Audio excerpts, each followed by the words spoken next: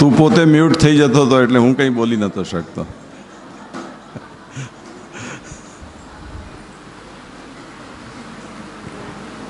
चलो हाँ बोलो.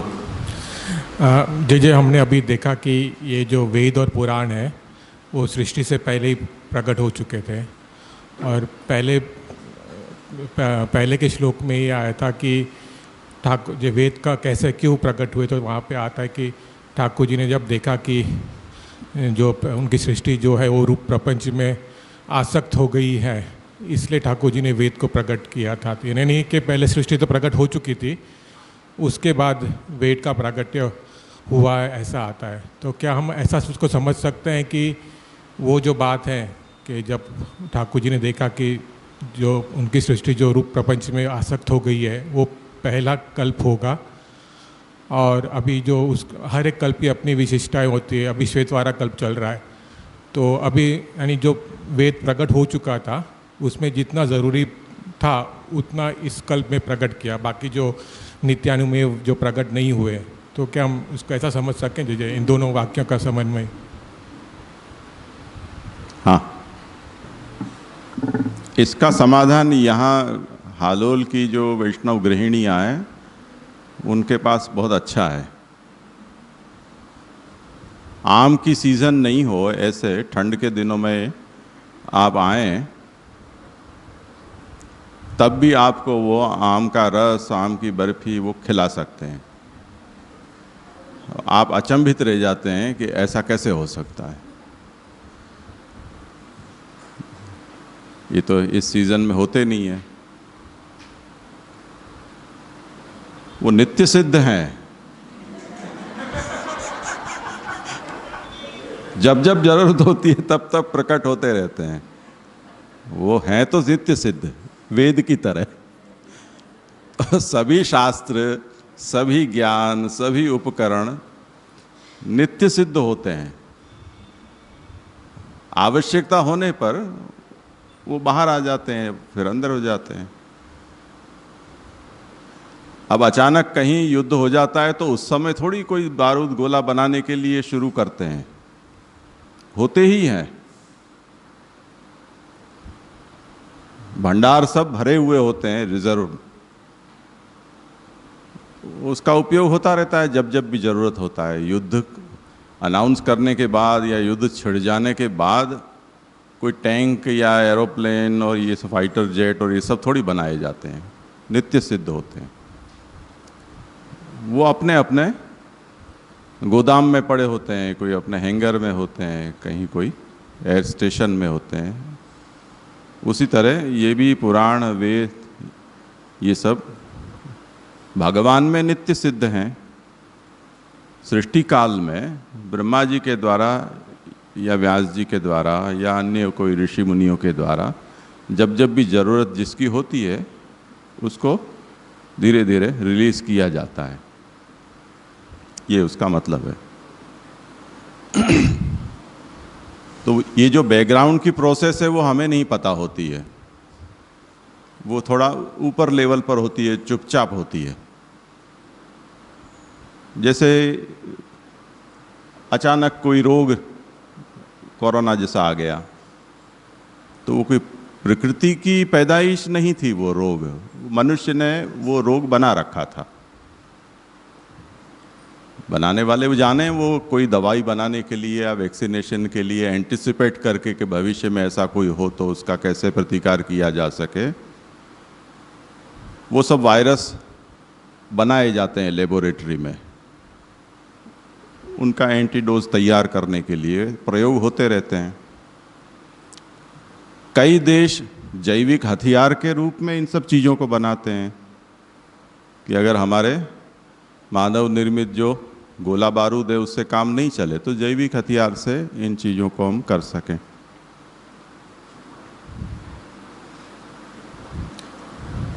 तो मेसोपोटामिया के बारे में ये कहा जाता है कि वहाँ की जो पूरी सभ्यता नष्ट हो गई, तो कैसे हो गई?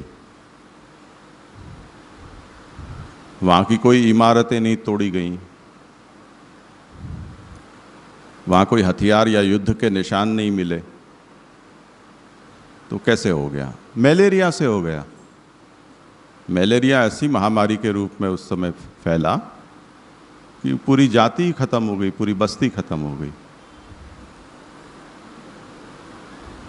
तो अब ऐसी महामारियों को लक्ष्य में लेकर, और आज के जब जो वैज्ञानिक हैं या जो सरकार हैं, वो बैकग्राउंड में तैयारियां करती रहती हैं, रातों रात उसका उपाय निकल लेते हैं। ऐसे ये भी है, उनको नित्य सिद्ध समझना चाहिए। ठीक है, और कुछ है?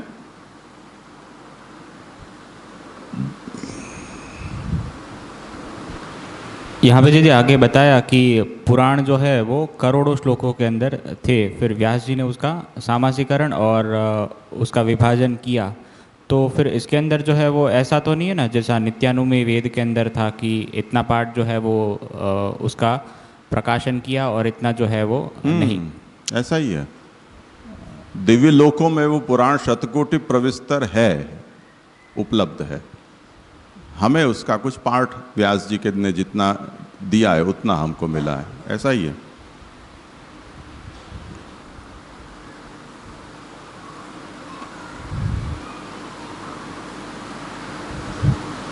हाँ पार्थ बोलो।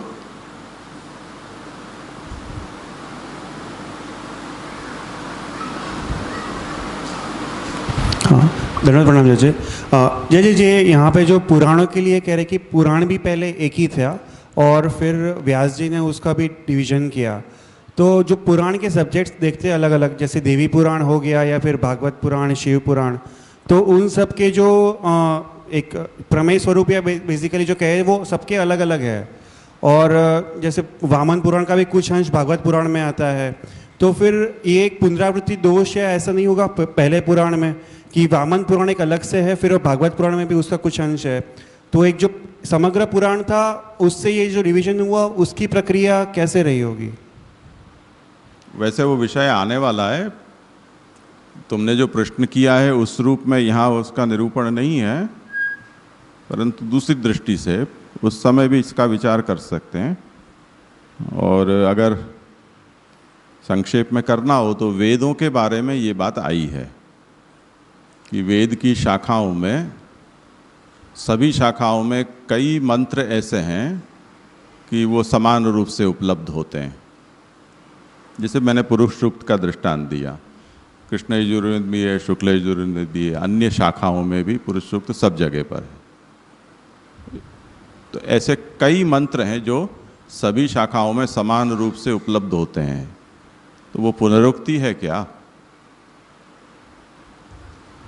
पुनरुक्ति इसलिए नहीं है कि जो जो विषय जहाँ जहाँ न देने पर उसकी अपूर्णता होती हो उस शाखा की, तो वो वहाँ देने पड़ते हैं।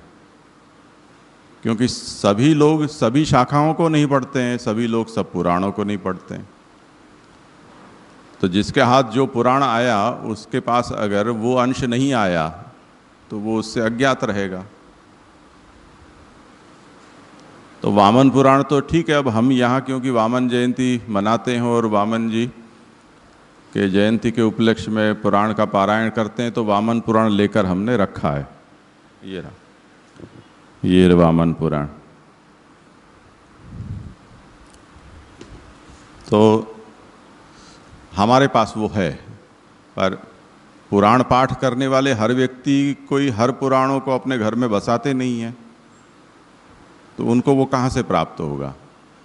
तो कुछ अवतार चरित जो हैं, वो अवतार चरित कहीं संक्षेप से तो कहीं विस्तार से सभी जगह दे दिए गए हैं।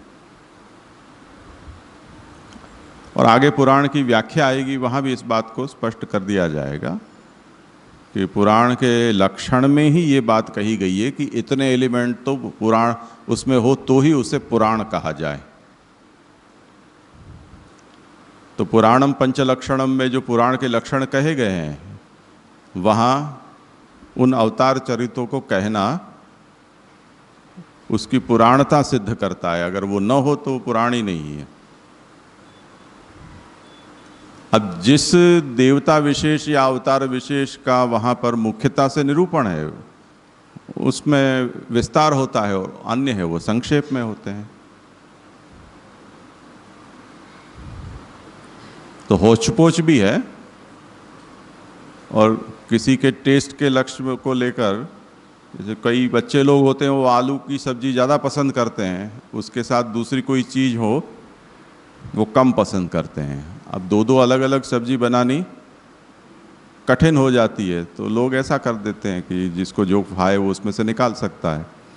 तो आलू के बड़े बड़े टूक करके और डाल दो उसमें, बच्चों को उसमें से आलू निकाल कर दे दो, और बाकी सब करेला भाजी जो जिसको जो चाहिए वो निकाल, बचा हुआ वो खा लें।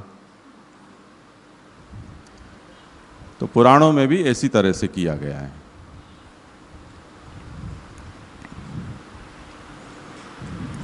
आगे बढ़ें।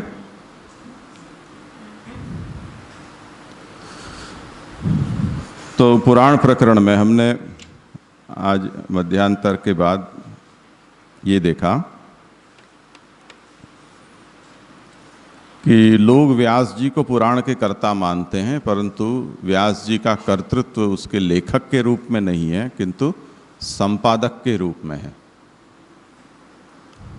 और इसीलिए पुराण भी वेद की तरह अपौरुषेय से हैं। और इनका प्राकट्य क्यों किया गया, तो महाप्रभु कहते हैं कि सर्वोपकरणानीव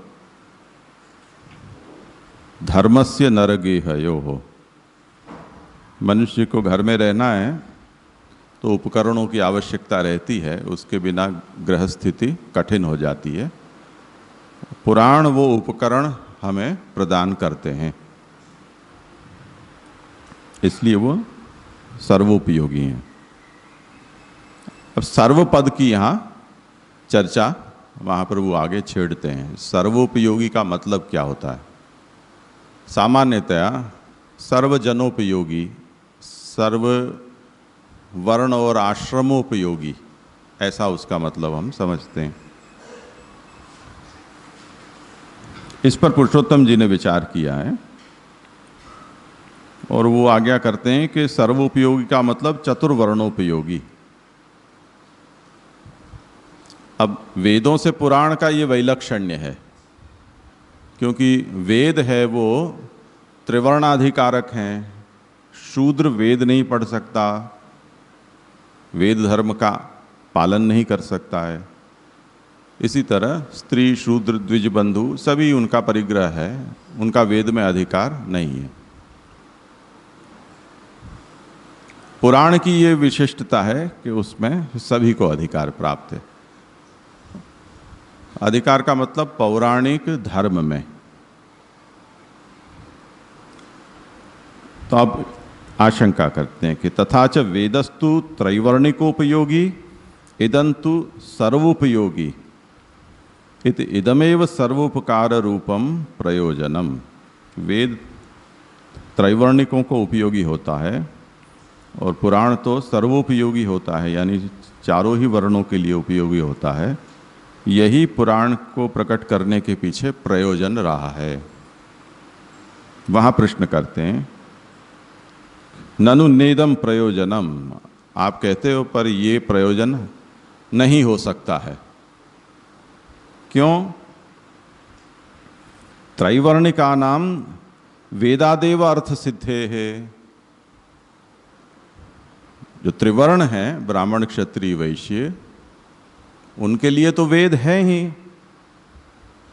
तो उनका काम वेद से चल जाएगा। तो पुराणों को केवल शूद्राधिकारक ही मानना चाहिए, वो सर्वोपकारक उसे कहना ठीक नहीं है। तो आपने जो हेतु दिया है वो हेतु दुष्ट हेतु है, ठीक नहीं है। तो वो समझाते हैं कि अतः शूद्रोपयोगित्व मात्रम वक्तव्यम। तो कहते हैं कि समझो इसको कि द्विविधा ही, अब मूल प्रकाश में, द्विविधा ही चत्वारोपि पुरुषार्थाः।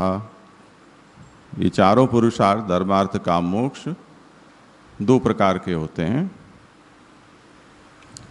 ईश्वर विचारिता जीव विचारिताश्च।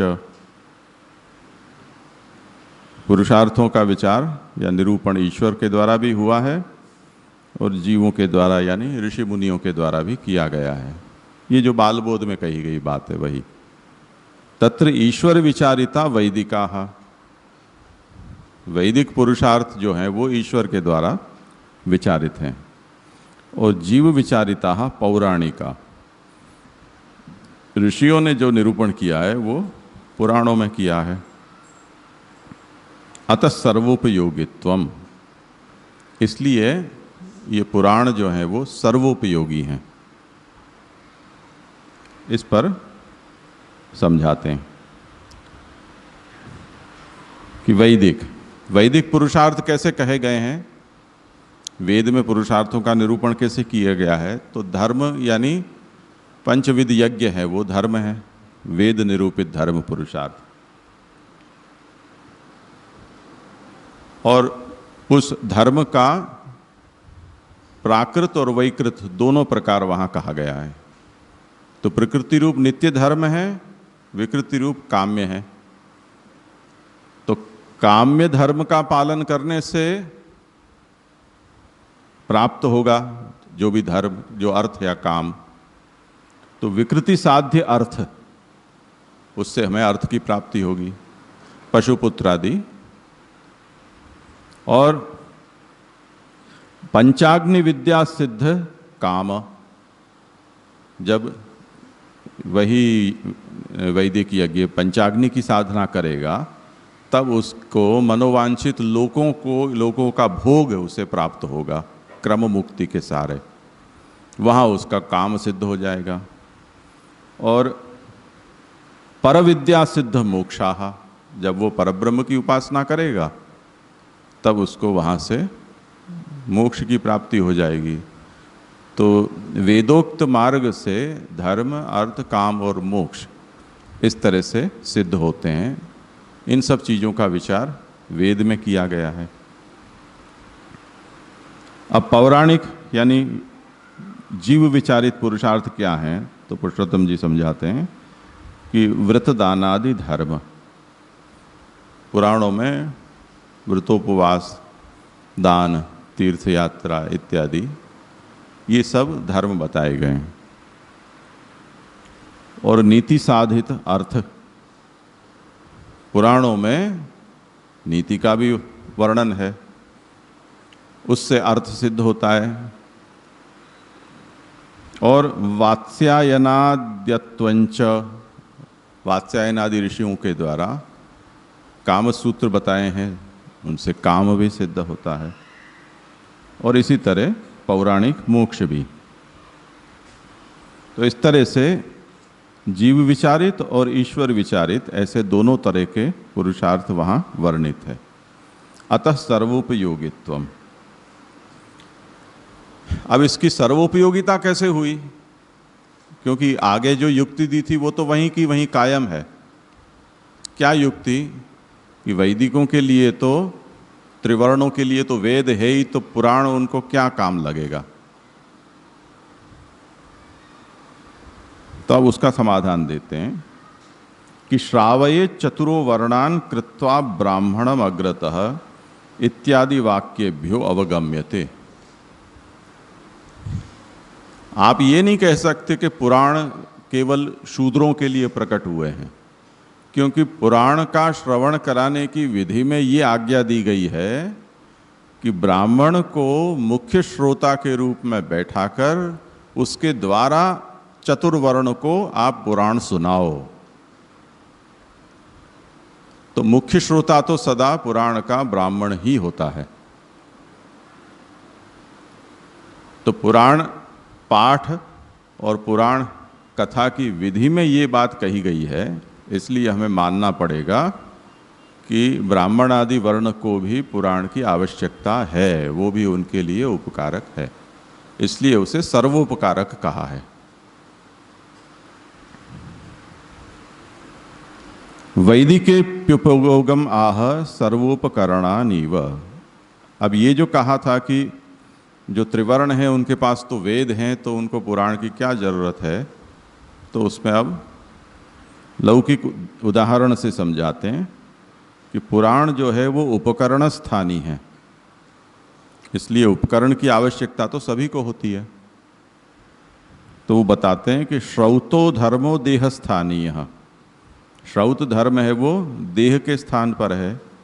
स्मार्तो ग्रह स्थानीय, स्मार्त धर्म ग्रह के स्थानीय है।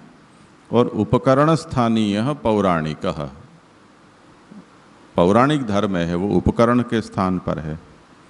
उपकरणाभावे सर्वथा स्थितिर न भवति, बिना उपकरण के घर में देह की स्थिति संभव नहीं है। इसलिए पुराण है वो सर्वोपकारक हैं, सर्वोपयोगी हैं। वो केवल शूद्राधिकारक हैं या जो वेदाधिकारहीन है उन्हीं के लिए है, ऐसा नहीं समझना चाहिए।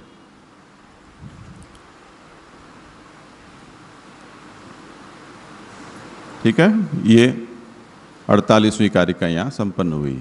इसमें क्या क्या बात कही गई कि पुराण की स्थिति, यानी पुराण किसी के द्वारा निर्मित है या वेदों की तरह है, उनकी उपयोगिता प्राकट्य क्यों किया गया, उसका प्रयोजन क्या, और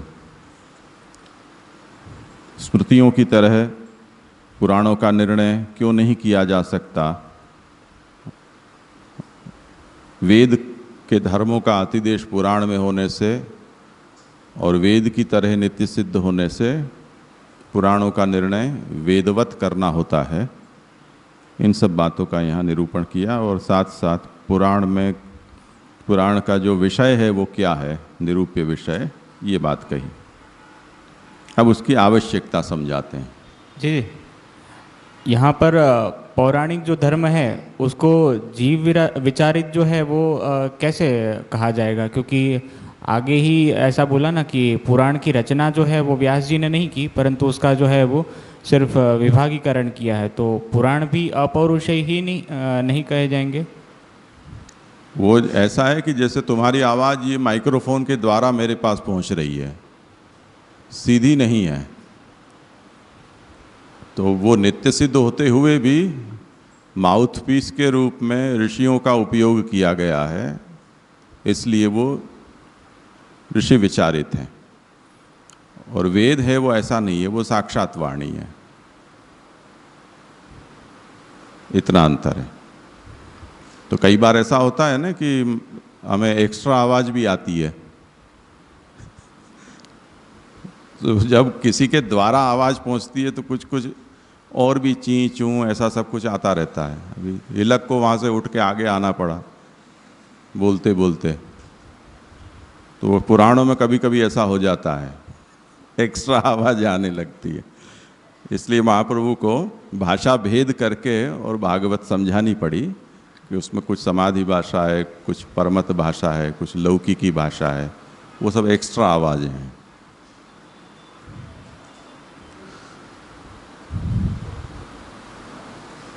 हाँ, तो अजय यानी हमने ये देखा कि जो वैदिक धर्म है उसका ही अतिदेश पुराण में है, तो पुराण के जो धर्म है या उसको करने से वही फल मिलेगा कि जो वेद में मिल रहा है, ऐसा ही होना चाहिए। वैसे तो फिर भी पुरुषार्थ भी अलग सोच रहे और यहाँ पे भी पुरुषार्थ अलग दे रहे, तो फिर तो अलगता आ गई ना। फिर अतिदेश का मतलब हम अपनी आधुनिक भाषा में हम कहें तो एक्सटेंशन, वहाँ से खींचकर यहाँ लाया गया है, ये उसका सीधा सरल अर्थ है। अब हम ये कहें कि पुराण में जो धर्म कहे गए उनका पालन करने से वही फल मिले कि जो वेदोक्त धर्म का है, तो वो तो तब हम कह सकते हैं कि वेद न हो। वेद हैं तब भी उन्हीं धर्म का पालन हम करें, यानी पौराणिक धर्म का पालन करें और वेद के पालन से होने वाले फल की अपेक्षा रखें, तो कुछ तो गड़बड़ी है।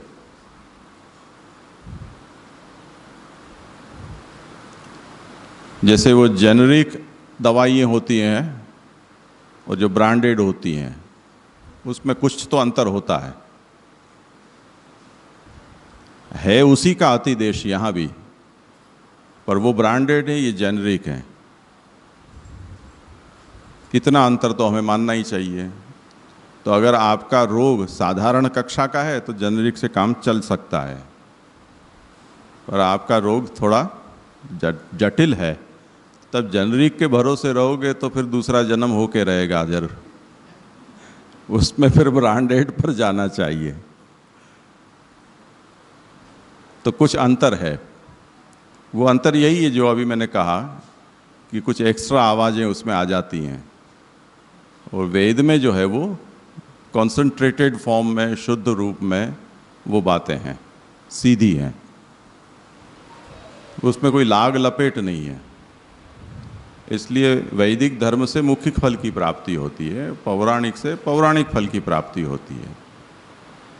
तो जज ये समझ सकते हैं कि ये जो पुराण है वो भी अपौरुषेय है, मगर उसको सरलीकरण करने के लिए या उसको समझने के लिए उसका संकलन किया गया है। वो तो है ही ना। उसको पौरुषेय नहीं, अपौरुषेय ही समझना चाहिए ना। फिर उसको हमारे पास तो वो पौरुषेय रूप में आए हैं, ये मतलब है। मूल में अपौरुषेय, नित्य सिद्ध होने के कारण। तो वो नित्य सिद्ध अवस्था जो है वो पौरुषेय नहीं है, वो अपौरुषेय है। हमारे पास जब पहुंचते हैं तब वो पौरुषेय हो जाते हैं। हमारे यहाँ वार्ता जी में ऐसा आता है कि कोई वैष्णव, कहूँगा तो कोई नाम दे देगा उसका, उनको भोजन के लिए कोई बात आई थी, तब उन्होंने ये कहा कि मैं गेल की चली रोटी नहीं खाता हूँ। कोई अपने घर से बनाकर उसको टिफ़िन के रूप में पहुँचा दे। तो वो पुराना आचार ऐसा था कि एक घर से दूसरे घर टिफ़िन जाता तो वो सदाचारी लोग वो नहीं खाते थे, घर में हो तो हो जाता। हमारे यहाँ भी ये परंपरा है कि सखड़ी महाप्रसाद हो, वो अगर टिफ़िन में कहीं कोई भेजता है, भले ही वो मर्यादी क्यों ना हो या कोई भीतरिया डबल कंतान में क्यों न देता हो, पर वो प्रसाद छू जाता है। सखड़ी महाप्रसाद घर से बाहर निकलने के बाद उसका उपयोग नहीं किया जाता है। अनसखड़ी दूधघर महाप्रसाद होता है, उसमें वो मर्यादा नहीं है। कुछ अंतराय आ गया। अब मूल रूप में तो वो निर्गुण है, भगवदीय है, भगवत भुक्त है, महाप्रसाद है, सब कुछ वो है। पर उस परिसर से बाहर गया तब फिर उसका स्वरूप है वो विकृत हो गया। तो अन्य दोष उसमें सोचने पड़ते हैं, वर्णगत या ऐसे हों वो। तो जो सदाचारी लोग होते हैं वो सखड़ी महाप्रसाद घर से बाहर निकला हुआ नहीं लेते हैं, या घर से बाहर साथ में ले जाकर खुद भी नहीं लेते हैं। अनसखड़ी महाप्रसाद लेते हैं, और ज़्यादा सदाचारी हों तो वो भी नहीं लेते हैं, केवल फलाहार या दूधगर ही लेते हैं। तो इस तरह से भगवत लोक में या दिव्य लोकों में जो उसकी स्थिति है वहाँ पौरुषेयता नहीं है नित्य सिद्ध होने से, पर भूलोक में वो जब प्रकट होते हैं तो वो जिन माध्यम से आते हैं वो पुरुष होते हैं, उसके कारण उनको पौरुषेय कहा जाता है।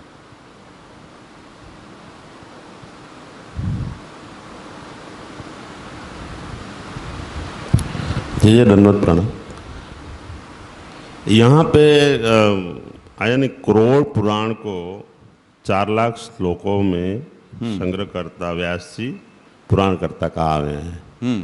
तो मेरा प्रश्न ऐसा है कि जैसे जैसे जो कल्प में जो भी पुराण की आवश्यकता है वही पुराण प्रकट होते हैं, तो करोड़ों श्लोकों का जो पुराण है उसमें से कुछ मात्रा में है प्रकट हुए, और काफ़ी पुराण जो है जैसे कि सागर में गागर जैसा है, काफ़ी पुराण है जो अभी भी अप्रकट होंगे। हाँ बिल्कुल, ये विषय आगे आएगा कि कभी गुणों के प्रधान से कल्पों की रचना भगवान करते हैं, और उस समय फिर वो जो गुण प्रधान कल्प होता है उसी गुण प्रधान पुराणों को प्रकट वहाँ भगवान करते हैं। मिश्र कल्प होते हैं तो सात्विक राजस तामस सभी प्रकार के पुराणों को प्रकट करते हैं, जैसे कि इस समय तो जैसी आवश्यकता होती है उसी तरह किया जाता है। जैसे ये जो त्रिवर्ग के पास वैदिक जो है, वैद तो उनके पास तो है, तो उनको जो पुराण की बताई कि पुराण की आवश्यकता क्यों पड़ी, तो उसमें आपने 3 चीज़ें बताई, श्रोत, स्मात और उपकरण। उसको एक लाइन मतलब वो एक एग्जाम्पल से कुछ समझा पाएगा? क्योंकि एक्चुअली वो समझ में नहीं आ रहा है, क्योंकि अगर उसको कल्पसूत्र की जैसे समझे उपकरण को, तो उनको तो वो आवश्यकता है ही नहीं। मैं प्रश्न समझा नहीं। मतलब त्रिवर्ग को तो वेदादि कर्म उनके लिए तो है ही है, त्रिवर्ग जो है उनको जो त्रिवर्ग का मतलब धर्म अर्थ काम पुरुषार्थ नहीं, त्रिवर्ण, सॉरी, हाँ वर्ण, त्रिवर्ण का मतलब त्रिवर्ण को तो जो वेदादि धर्म है उनके पास, तो उनके लिए आपने जो श्रोत, स्मात और जो उपकरण के पौराणिक बताया, तो अभी पौराणिक को कल्प जो है उसकी स्तुति में उनके उसमें रेफरेंस में लेना चाहिए कि पौराणिक को किस हिसाब से उपकरण तरह लेना चाहिए? कल्पसूत्र को यहाँ मिक्स मत करो, उसको भूल जाओ अभी एक बार। कल्पसूत्र कोई अलग ग्रंथ नहीं है। हमने ये समझा कि कल्पसूत्र का विषय वैदिक यज्ञ हैं, परंतु वो स्मृति कोटि का ग्रंथ है, इसलिए उनको स्मृति ही समझना चाहिए। अब हमारे पास वेद, स्मृति और पुराण 3 हुए। इन तीनों का क्या उपयोग है? तो वेद है वो ऐसा समझो कि हमारा देह है, स्मृति है वो घर है, पुराण है वो फर्नीचर है। इस तरह से वो उपकारी होते हैं।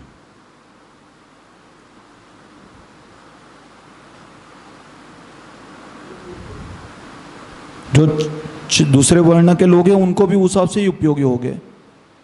क्या? दूसरे वर्ण के जो लोग हैं उनको भी वही तरीके से दूसरे वर्ण के, हाँ, उनको भी मतलब जो पुराण में जो त्रिवर्ण बताया और दूसरे वर्ण के लोग का जो बताया, तो उनको भी तो वही उपचारिकता आएगी ना, उनको भी तो सेम तरीके से ही हेल्प करेगा ना पुराण। तो फिर इनका स्पेसिफिकेशन क्यों है यहाँ पे अलग से? ऐसा है कि जिनके पास और सुविधा न हो तब फिर वो जो प्राप्त होता है वो अंतरंग बन जाता है। जैसे हम भोजन और नाश्ता दोनों साथ में लेकर जाते हैं, पर किसी कारणवश भोजन के पदार्थ हैं वो हमने पहले ही उपयोग में ले लिए, ख़त्म हो गए, अब बचा नाश्ता। तो नाश्ते का समय हुआ, आपने खाया, भोजन का समय हुआ, उसमें भी नाश्ता ही खा लिया, कोई है ही नहीं उपचार, दूसरा कुछ बचा ही नहीं, तो हम करें क्या? तो एक बार हम लोग माउंट आबू गए थे, बहुत छोटे थे तब, तो यहाँ से जो कुछ भी हम ले जा सकते थे वो लेकर गए, पर हम वहाँ जाने के बाद एक दिन ज़्यादा ठहरने की इच्छा हुई और हमारी रसद ख़त्म हो गई। अब क्या करें? तो वो ककड़ी टमाटर बेचने वाले थे, उनकी छबड़ियाँ पूरी हमने परचेस कर ली और पूरा एक दिन हमने ककड़ी टमाटर से बिता दिया। अब वो भोजन तो नहीं है, पर करें क्या, और कुछ खा नहीं सकते। तो जिस समय जो वस्तु अंतरंग हमारे पास न हो, अंतरंग है तो बहिरंग है वो उसके बाहर के दायरे में रहेगी, अंतरंग वस्तु नहीं रही तो वही हमारे लिए अंतरंग बन जाएगी जो कभी बहिरंग थी। तो जो उपकरण स्थानीय है वही फिर हमारे लिए जीने का आधार बन जाएगा, ये उसका मतलब है। आजकल वो ट्रेन में ओढ़ने बिछाने का नहीं देते थे, अब पता नहीं शायद राजधानी में और उसमें देते हैं और सब में नहीं देते हैं। अब जो पहली बार जाते हैं इन नियम को जाने बिना, अब एसी में ठिठुरते हैं। अब ओढ़ने बिछाने का साथ लेकर नहीं गए तब क्या करना?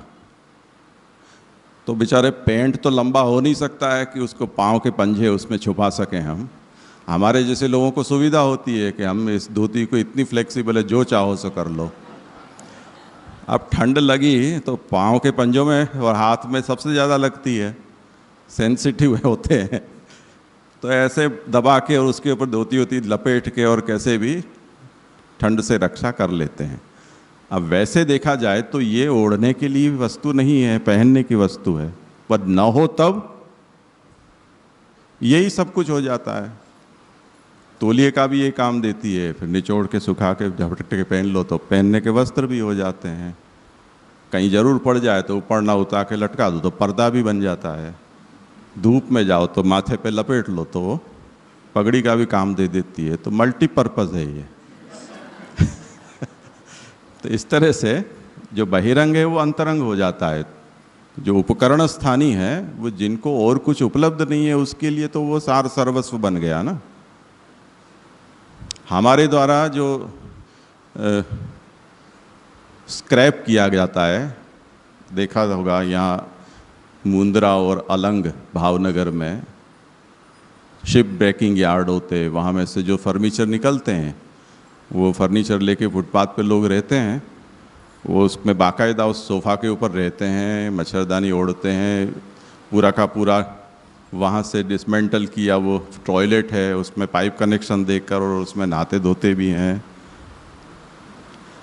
आजकल हम गए थे बेशंकोधार, तो वहाँ कैंप्स डेवलप हुए हैं एडवेंचरस एक्टिविटी के लिए। तो उन्होंने उन सभी जहाज में से तोड़े कर निकाले गए जो चीज़ वस्तु हैं उनसे पूरा कैंप लगा दिया है। वहाँ रहने के कमरे, एसी, वो वहीं जो पैसेंजर शिप होती है उसकी कैबिन उसमें डाल दी है, वही वहाँ पर टॉयलेट के लिए दे दिया है, उसका फर्नीचर, वो सब बैठने के उठने के लिए। अब वो तो उपकरण है, पर जिनके पास जो घर नहीं है तो वो उपकरण को ही घर बनाकर रह जाते हैं। बम्बई में तो आप देखते होंगे वो ड्रेनेज के पाइप में पीढ़ियाँ बीत जाती हैं लोगों की, बड़े मज़े से रह लेते हैं वो लोग वहाँ। तो जो उपकरण है वो अंतरंग हो जाता है। ऐसे ये सर्वोपकारक हैं पौराणिक धर्म, ये कहने का मतलब है।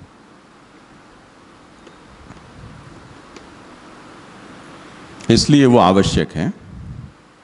तस्य आवश्यकत्वम आह। हाँ, ये कल एक बात आई थी कि पुराण तो मेजोरिटी हिस्टोरिकल फॉर्म है, कि पुराण में सब स्टोरी बताई हुई है, वहाँ से थीम जो है वो श्रुति स्मृति में आ रही है। तो क्वेश्चन ऐसा है कि स्टोरी से थीम बने हैं या थीम से स्टोरी हुए हैं, तो ये दोनों को रिलेशन क्या रहेगा पुराण की बात और श्रुति स्मृति की बात में? बोलो जिसको कुछ कहना हो।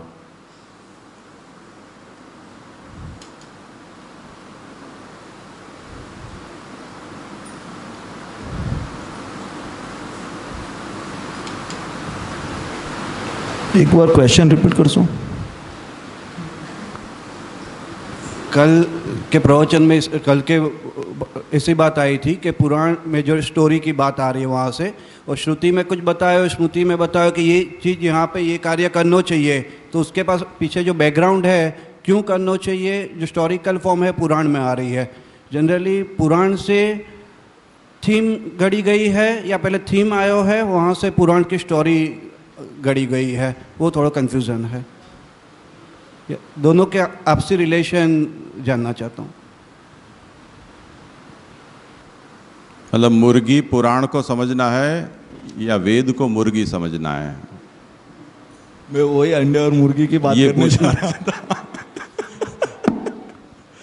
पुराण में जो कहा है वो वेद का अंडा है या वेद में कहा है वो पुराण में से आया है तो वो उसका अंडा है, ये बात पूछना चाह रहे हैं वो।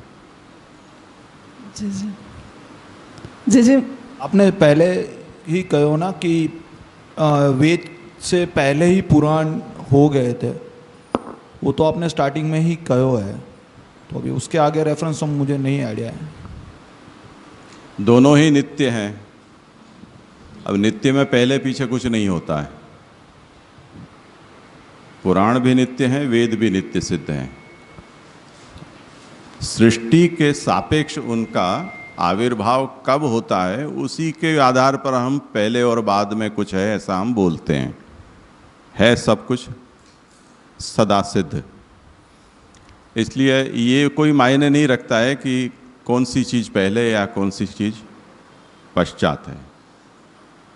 पर पुराणों को प्रकट भगवान ने क्यों किया, उसका कारण यहाँ ये समझाएगा, जो पुराणों की महिमा अभी हमने पढ़ी उसमें, कि वेदों को समझने के लिए पुराण एक उनकी व्याख्या है।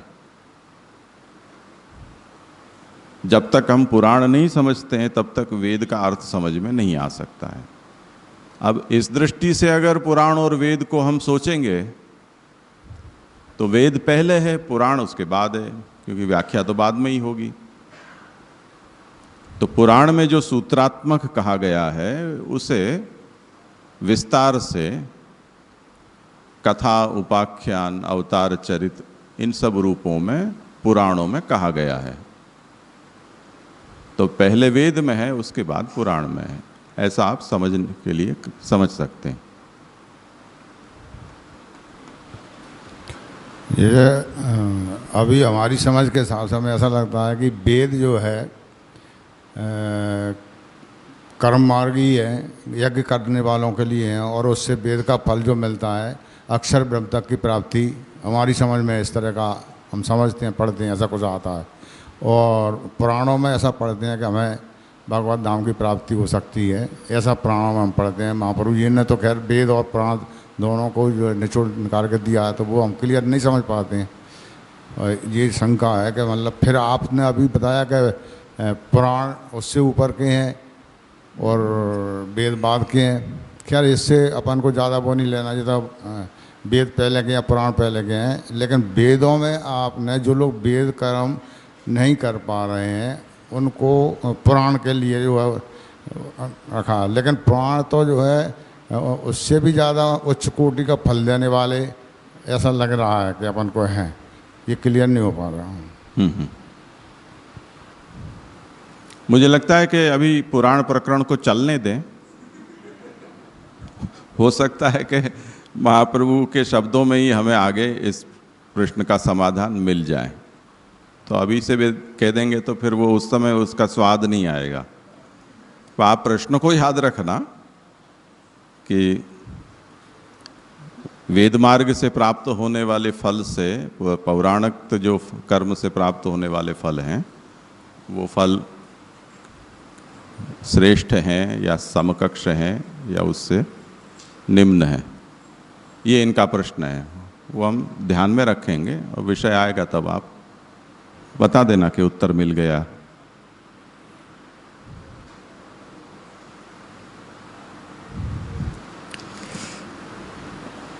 किसी को कुछ है प्रश्न? हाँ बोल बोल, जो बोले सो निहाल। सत श्री अकाल। जी प्रश्न तो नहीं है, मगर कहना था कि मैंने कहा पुराणों की आवाज ऐसी पतली कैसे हो गई?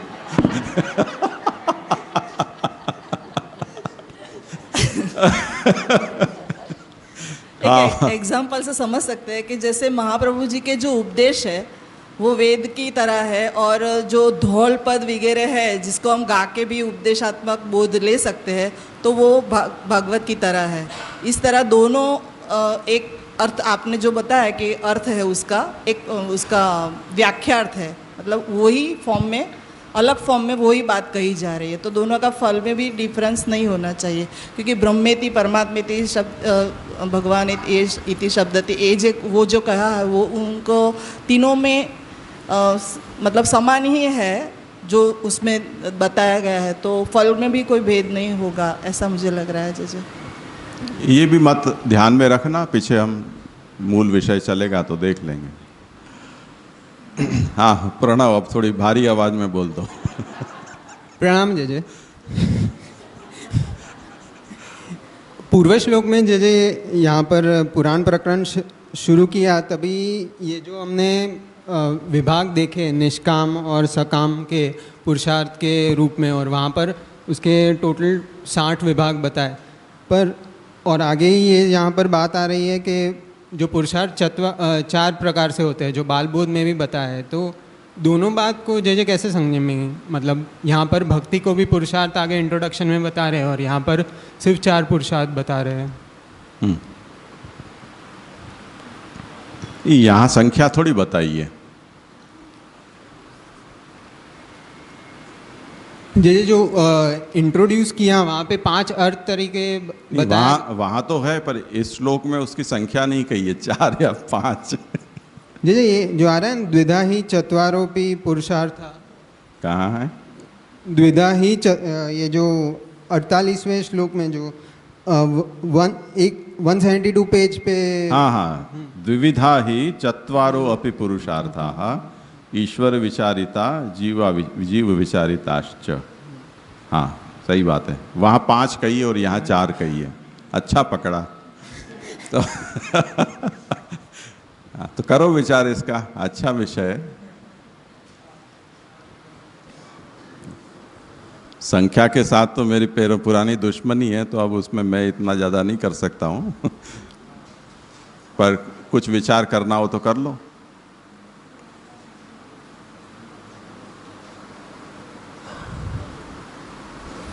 प्रसिद्धि से ऐसा कहा जाता है, कुछ बातें प्रसिद्ध होती हैं और प्रसिद्ध होने से उस रूप में कहने पर ही लोग समझते हैं। अगर हम अचानक भक्ति को 5वां पुरुषार्थ कह दें, वो हमारी भक्ति मार्गी वासना है, वो सब लोग स्वीकार नहीं करते हैं। ज्ञान मार्गी है, वो क्यों भक्ति को पुरुषार्थ मानेगा? कर्म मार्गी क्यों भक्ति को पुरुषार्थ मानेगा? तो वो तो यही कहेगा कि 4 ही होते हैं पुरुषार्थ, 5वां आप अपने पास रखो।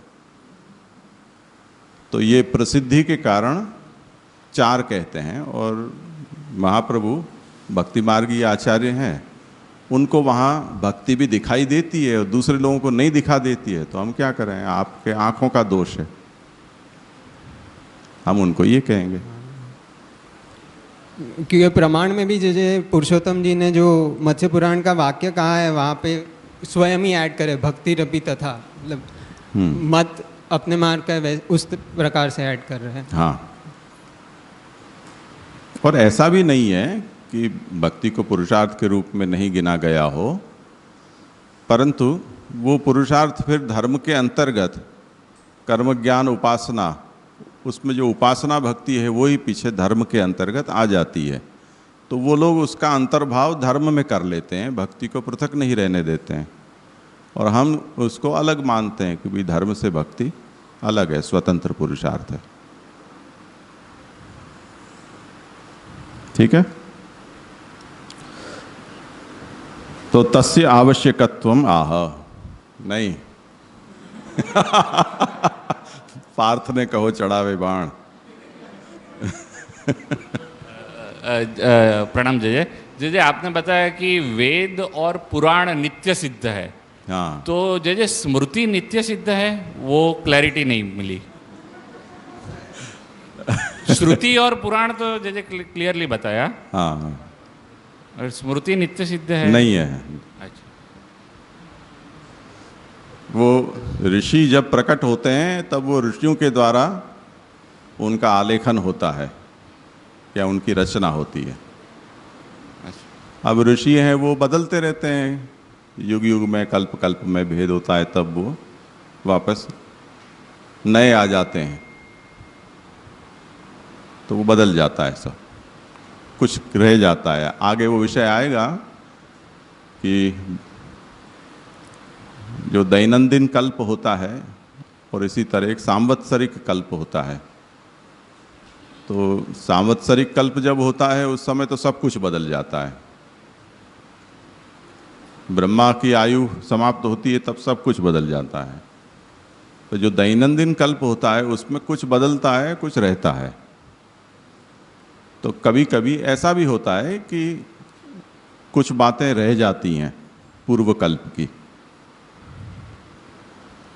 उसमें कभी प्रभु की इच्छा हो तो पूर्व युग या पूर्व कल्प की कुछ स्मृतियाँ रह जाती हों तो रह जाती हों, पर सामान्यतया स्मृतियों का भी कल्प के अंत में उपसंहार हो जाता है, लय हो जाता है, नहीं रहती हैं। फिर नए कल्प में उसका नए सिरे से रचना होती है। तो जैसे आपने जैसे कोरिलेट किया उस हिसाब से देह और उपकरण नित्य हो गए और घर बदल रहा है, मतलब ऐसे समझ, मतलब जस्ट कोरिलेशन ऑन अ, नहीं, उसमें वो नित्यता के दृष्टांत में ये नहीं जाता है। अच्छा, हाँ, उस अंश में ये दृष्टांत नहीं है। अच्छा जी, ओके, क्लियर जी।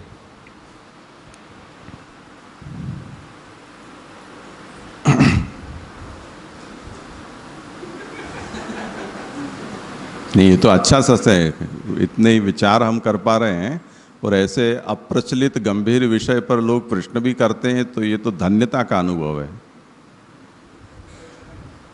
महती राजा कह रहे थे कि मुझे बेकार में षोडश ग्रंथ में डाल दिया, ऐसी अच्छी चर्चा हो रही है, मैं छोड़ के यहाँ आ जाऊँ क्लास में, तो वो उनको मन में ऐसा हो रहा है। तो ये तो अच्छी बात है चर्चा होनी, ये विषय रुक नहीं रहा है, विषय खुल रहा है, अभिनंदनीय है।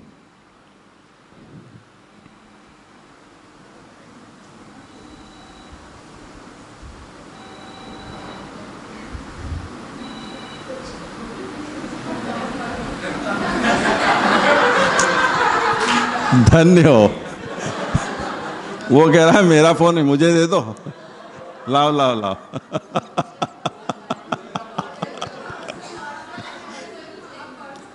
अच्छा, ऐसा है, ओहो, तब तो टाइम बम तो नहीं था ना, डिफ्यूज कर दिया। ये पर्स का मालिक ही पता नहीं है कोई, देखो उसमें कुछ काम आए ऐसी वस्तु हो।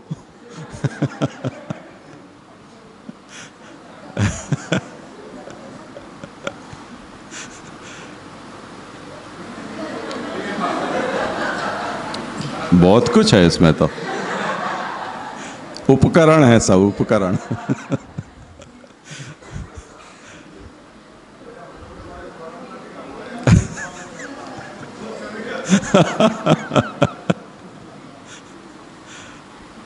एक बार नीचे कोई प्रसंग पर ऐसे ही चल रहा था, तब किसी का फोन बजा, तो जिसके पास फोन पड़ा था उसने ऐसे उसको मेरा नहीं है, अब वो जिसके पास गया उसने वहां से कैरम खेलते हो ऐसे मोबाइल फेल से खेलने लगे कि ये मेरा नहीं है, ये मेरा।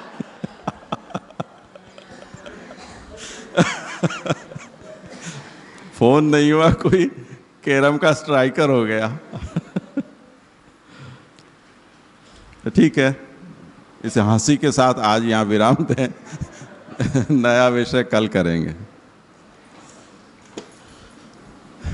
दृढ़ चरणन के रो भरोसो, दृढ़ चरणन के रो, श्री वल्लभ नख चंद्र छटा बिन, सब जग माज अंधेरो भरोसो, दृढ़ चरणन के रो, साधन और नहीं या कली में, जासो हो निवेरो, सूर कहा कहे द्विविध आंधरो, बिना मोल को चेरो भरोसो, दृढ़ चरणन के रो, दृढ़